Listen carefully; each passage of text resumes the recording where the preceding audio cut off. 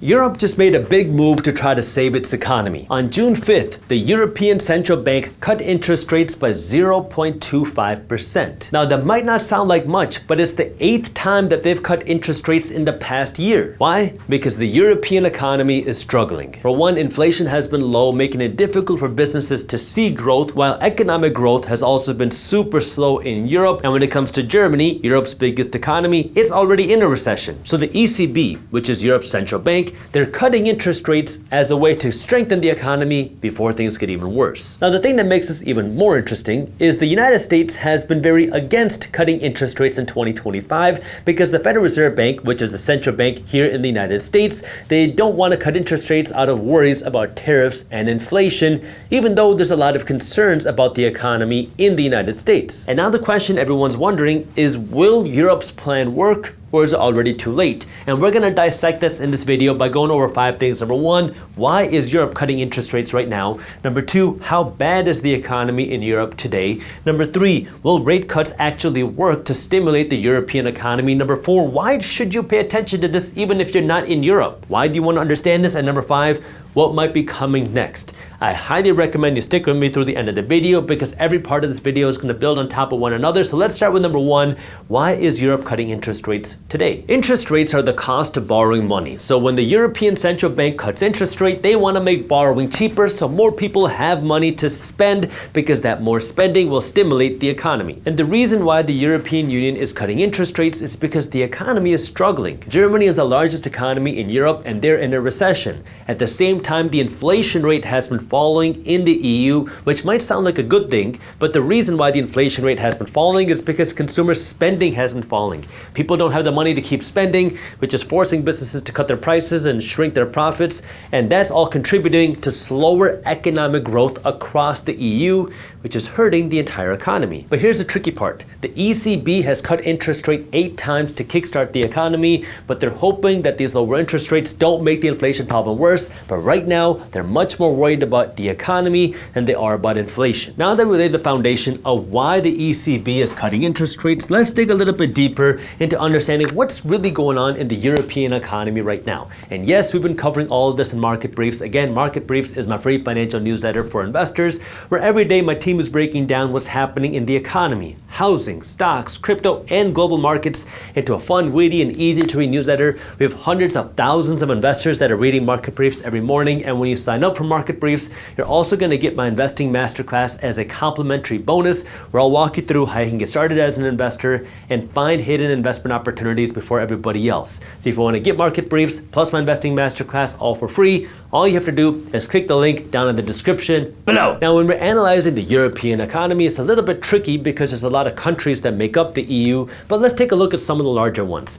Germany is the largest country in the European Union, and they're in a recession, and they've been in a recession. Now, a lot of economists are predicting that Germany could see a slight growth in their economy in 2025, but people are also downward revising their revisions because they're concerned that the German economy isn't as strong as people thought. And Germany's not alone. The French economy is only expected to grow by 0.6% in 2025. The Italian economy only grew by 0.3% in the first quarter of 2025. And if we take a look at the entire broad Eurozone, it's expected to grow by less than 1% in 2025. And to put these growth expectations for 2025 in perspective, a lot of people would say that the United States economy isn't doing the hottest, but the United States economy is expected to grow by 2.5% in 2025, which means many countries in Europe are doing not as strong as the United States. So what's hurting Europe? Problem number 1 is the Europeans are not spending money. European countries saw a lot of inflation post-COVID, while wages did not keep up, kind of like the United States. And because of that now, many people in these European countries are not able to continue spending. So we're seeing spending go down because people can't afford to keep spending. Problem number 2 is unemployment. In Spain, the youth unemployment rate is 27%,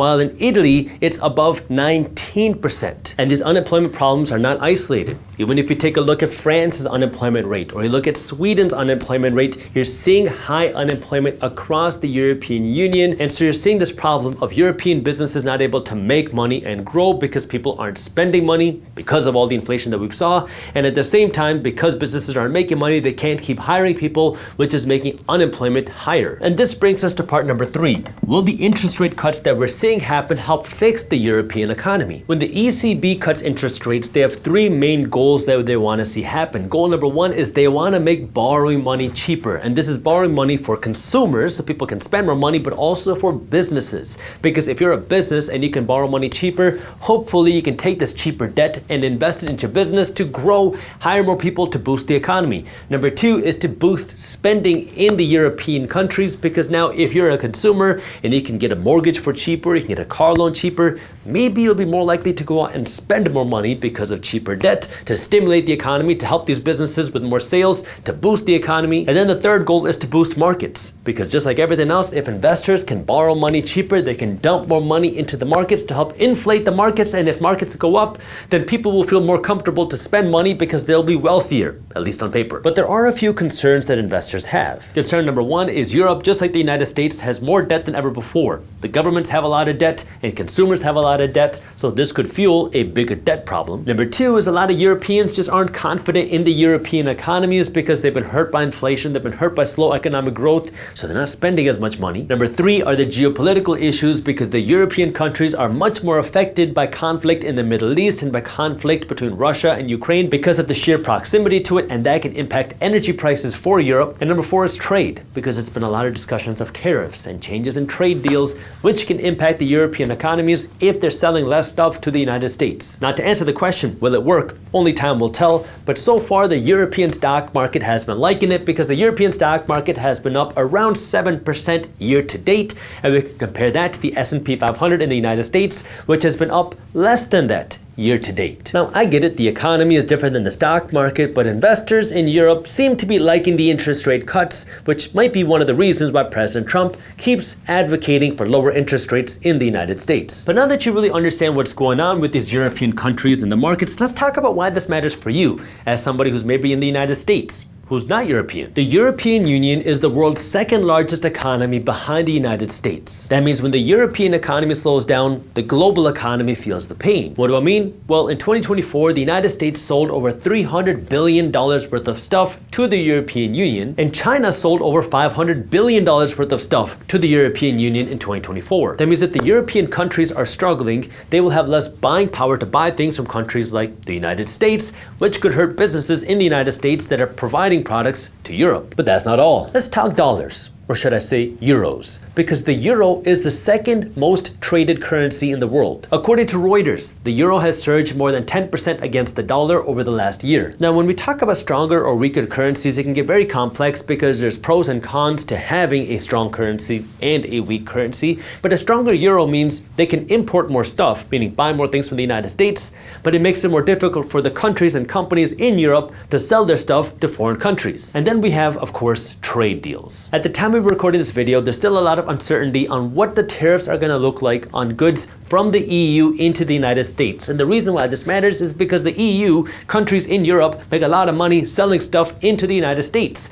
And if there's going to be more tariffs on those goods, then chances are companies in the United States might try to produce some of those products in the United States and not from Europe, which means that could hurt those European countries and companies even more. To what extent? Well, we don't know just yet, but it's something you want to pay attention to, which can hurt the European economies, which can impact other countries in the world as well. And another reason why you might want to pay attention is because we have a lot of United States investors now investing their money in European stocks and European funds. And so if the European countries or companies are getting hurt, well, that could hurt those stock markets and also create a potential investment opportunity. Because now, with this global market that we have, you have the ability to invest in countries and companies all around the world, even in the United States stock market. So yes, you in the United States also have the ability to invest in broad indexes of countries in Europe should you feel that to be a good investment opportunity for you. Now, I can't tell you what to invest in because investing has risks.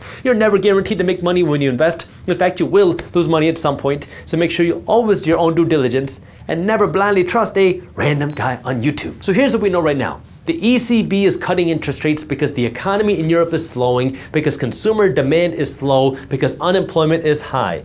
Why is this a problem and how bad is it? Well, what we're seeing is Germany is in a recession and a lot of countries in Europe are seeing very slow economic growth.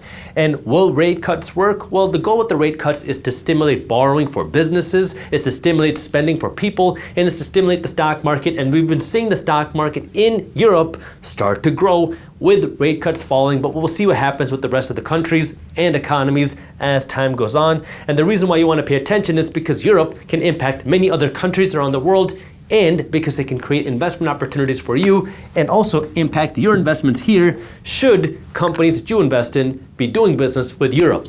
Now, this brings me to number 5. What's coming next? According to the ECB, they say that they might cut interest rates again in 2025, depending on what happens with oil prices and depending what happens with trade deals. But the other part that the ECB is watching is, of course, inflation. And right now in Europe, the inflation rate is lower than the ECB's target. And that might sound like a good thing to you, and it's a good thing if you're a consumer when you see low inflation rates. But to the central bank, a low inflation rate is actually not a good thing because the economy might not be growing as fast as they would like, or markets might not be growing as fast as they would like. Now, for people, low inflation rates are good because that means your dollar or your euro can stretch further, but to the central bank, they don't generally like that. But even beyond inflation, even beyond the stock markets, the thing you want to pay attention to is the underlying countries and the economies in those countries. And a lot of economists are saying that Germany will start to see growth again in 2025, but again, only time will tell because you really need growth in the underlying economy to support markets and to support a strong unemployment rate.